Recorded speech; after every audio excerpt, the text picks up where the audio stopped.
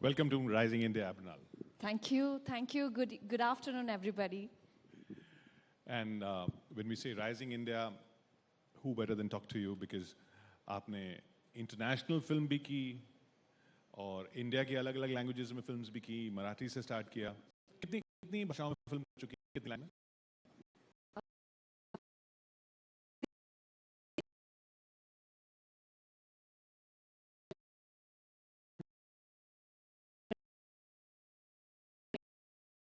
भाषा है, उन सारी भाषाओं में मैं काम करूं. तो जब कहा जाता है One India, One Cinema, क्या अब आपको लग रहा है उसका era आ चुका है?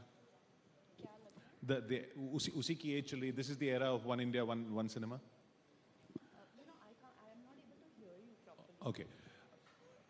I'll talk to the audio people. Do you think this is the age of One India, One Cinema? Yes, this is the age.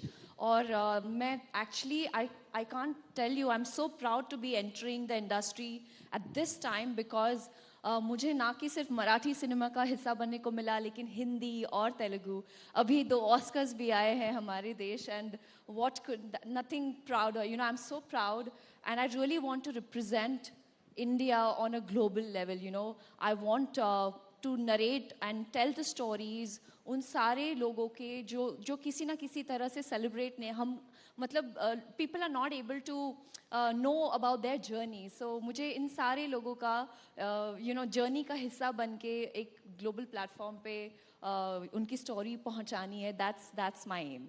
So and people would want to know about your journey. When you would have been growing up, तब तो One India, One Cinema नहीं था. Then cinema was dancing around the trees. तो आपने यही सपना लिया था कि ऐसा ही सिनेमा करना है? You know, बहुत लोग यहाँ पे बैठे हैं जिन्होंने बहुत ही संघर्ष, you know, they've had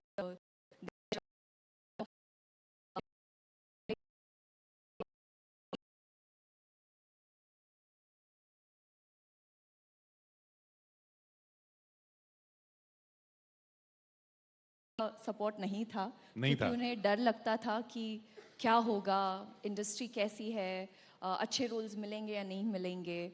but to begin with जब टेलीविज़न से शुरुआत हुई तो एक अपनापन सा लगा और उससे एक स्टेप ऊपर मराठी सिनेमा से शुरुआत की. और क्योंकि मैं महाराष्ट्रन हूँ, फैमिली जब पूरी टीम और क्रू से आकर मिली, जो सब्जेक्ट्स थे उनके बारे में उनको पता चला, सो दे फेल्ट वेरी प्राउड.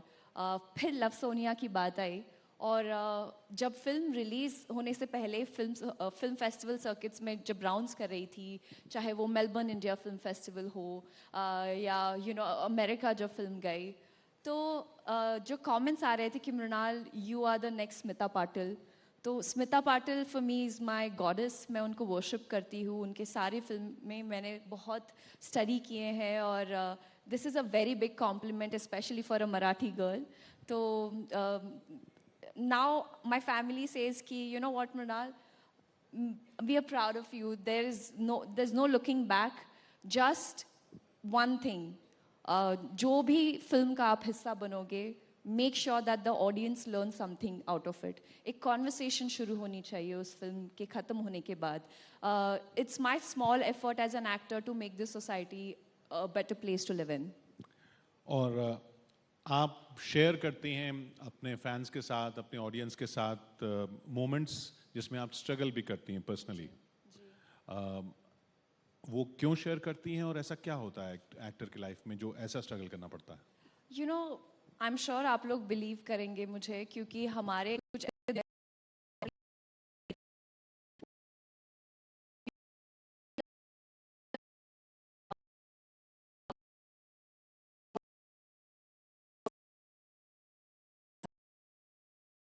के बाद भी होता है.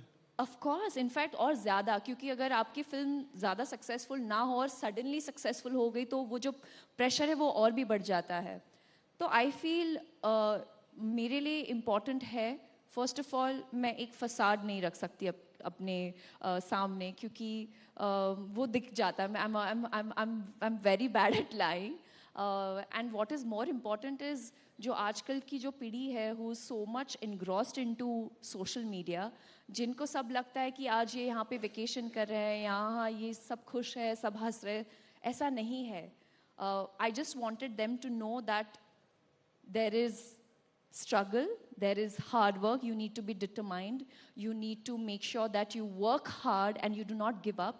क्योंकि बहुत से ऐसे लोग हैं मैं जिनको मिल रही हूँ, एक या दो अटेम्प्ट में ही वो जर्नी छोड़ देते हैं, they change careers. So आपको कभी ऐसा लगा? मुझे लगा ऐसा, लेकिन I did not give up क्योंकि मुझे I knew that at the age of 13 or 14 मुझे पता था कि I want to be the voice to the voiceless.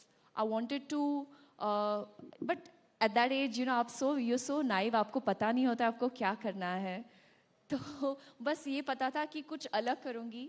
But there was a phase, in fact, love Sonia के रिलीज के बाद जहाँ पर फिल्म रिलीज नहीं हो पा रही थी क्योंकि it was such a hard hitting subject. Then that was a point मुझे लगा शायद I should give up. लेकिन कहीं ना कहीं अंदर मैंने ये सोचा कि अगर मैं अपना 100% अब नहीं दूंगी तो शायद you know I don't want to regret. पर लव सोनिया जब रिलीज नहीं हो पाया तब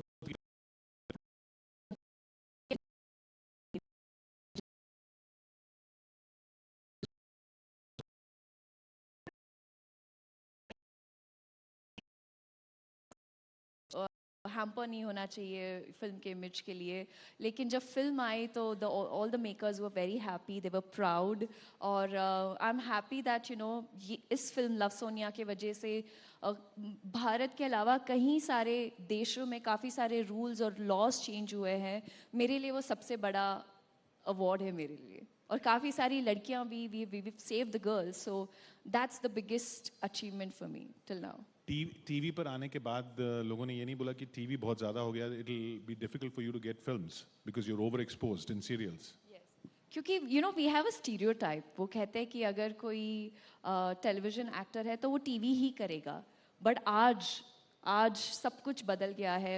जितने प्लेटफॉर्म्स है, OTT हो या यू नो थिएटर्स हो या फिल्म्स हो, तो सारे एक्टर्स को अपॉर्चुनिटीज़ मिल रही है.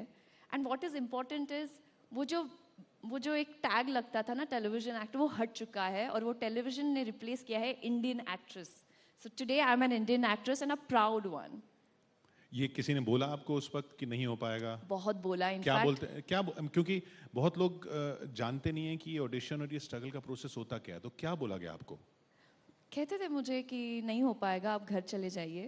घर चले जाइए? हाँ, आप टीवी के लिए बने हैं तो चले जाइए घर. क्यों आप अपना टाइम वेस्ट कर रहे हैं.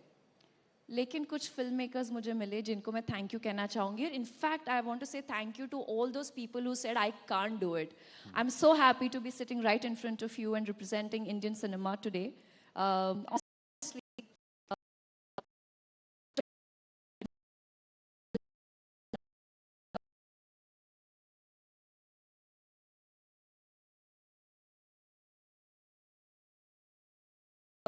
लैंग्वेजेस की हमने बात की, जहाँ से बात शुरू की. जब अलग अलग लैंग्वेजेस के रोल्स होते हैं और उनके डायलॉग आपको दिए जाते हैं तो वो डायलॉग तो आपको समझ में नहीं आते होंगे, तो फिर कैरेक्टर में कैसे जाते हैं? Good question. क्योंकि मेरी मदर टंग जो है वो मराठी है, तो मराठी से और वो जो स्क्रिप्ट लिख कर आती है वो इंग्लिश में आती है. तो इंग्लिश से मैं मराठी में ट्रांसलेट करती हूँ और फिर मराठी से Telugu. So the process is 3 times more than what it should be in Hindi और मराठी. पर डायलॉग्स को लर्न करती हूँ. कभी कभी एडीज हेल्प भी करते हैं मुझे, टीचर भी है. और नई भाषा सीखनी मेरी आदत है. मेरे डैड जो कि अभी रिटायर हुआ, ही वाज अ बैंकर, तो उनके वजह से काफ़ी सारे स्टेट्स का हिस्सा बनने का मौका मिला. मेरी स्कूलिंग ना कि सिर्फ मुंबई में हुई, लेकिन केरला में, नागपुर में, अहमदनगर, तो हर जगह हम घूम कर आए हैं. तो भाषा सीखना मेरे लिए it's fun. I really enjoy learning. तो आप सक्सेस मिलने के बाद कभी स्कूल गई या अपने पुराने फ्रेंड्स से मिली या पुराने टीचर्स से मिली? इफ़ यू वोंट बिलीव, मेरे सारे फ्रेंड्स जो है ये मेरे स्कूल से फ्रेंड, मतलब हर जगह से एक बेस्ट फ्रेंड मेरा है और अब भी हम टच में है. क्योंकि मेरे ज़्यादा इंडस्ट्री में फ्रेंड्स नहीं है. ऐसा क्यों? मतलब they are my colleague and they are very supportive, but जो एक फ्रेंडशिप है ना, जो बचपन से वो कहते हैं ना कि दे वेरी ऑनेस्ट, और मुझे लगता है कि ऐसे दोस्तों का आपकी ज़िंदगी में होना बहुत ज़रूरी है जो आपको सही चीज़ बताए, क्योंकि ये वो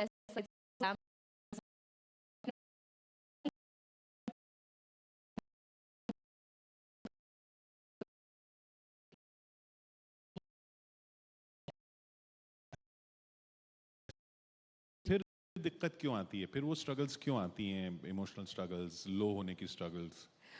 कभी कभी लगता है कि और अपॉर्चुनिटीज़ मिलने चाहिए। मुझे तकरीबन 10 साल लग गए टेलीविज़न से, हिंदी फिल्म से तेलुगु फिल्म सीतारामम मिलने के लिए, और जो रोल है सीतारामम में सीता का, it is one of the most challenging roles. लेकिन वो रोल पाने के लिए मुझे I had to prove them over and over and over again. मैं अपनी तुलना किसी के साथ नहीं करूँगी क्योंकि हर एक की अपनी अपनी जर्नी है, एंड आई रिस्पेक्ट दैट। लेकिन there was a point where I felt कि I was deserving but I was not getting ऐसा ऐसा कोई पर्टिकुलर रोल जो आपने मिस किया, जो आप बताना चाहेंगी? जी, पर बट इट वाज गुड क्योंकि it was a great learning. Rejections किस तरह से आप लेते हैं, दैट इज ऑल्सो इम्पॉर्टेंट।